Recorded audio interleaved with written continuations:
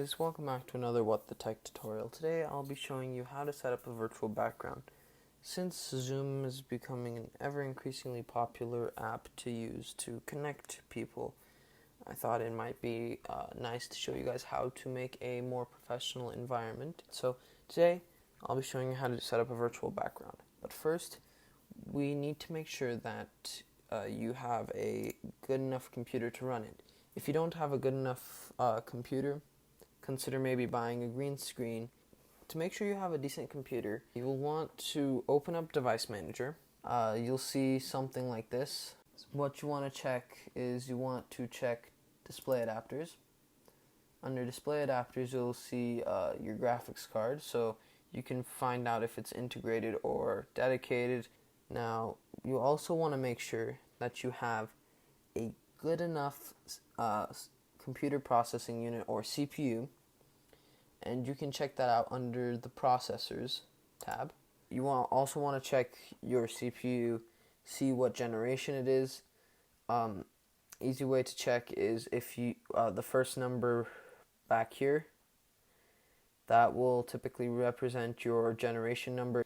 So now you might see, oh, so it says image only without a physical green screen, image only with a physical green screen. What's the difference? It'll allow the graphics card to run a lot easier and a lot smoother.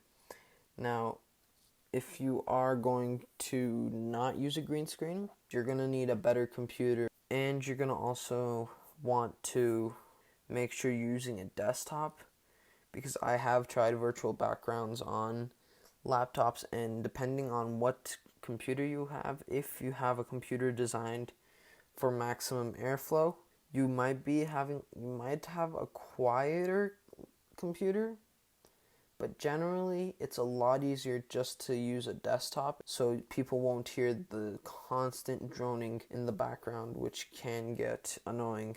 Okay, so now we're gonna go back to Zoom.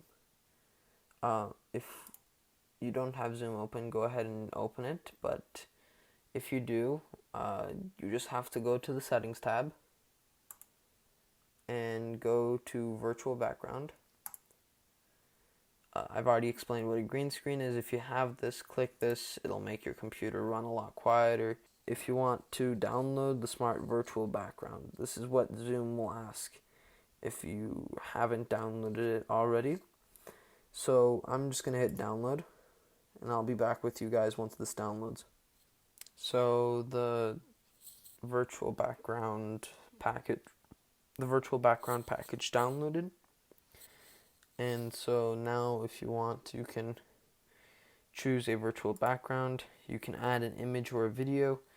I will just warn, videos do use slightly more processing power, and it's a lot easier to use an image, or you can just use one of the ones here. So if you wanted to use the San Francisco Golden Gate Bridge, you could use that, or you can add your own image like this one right here.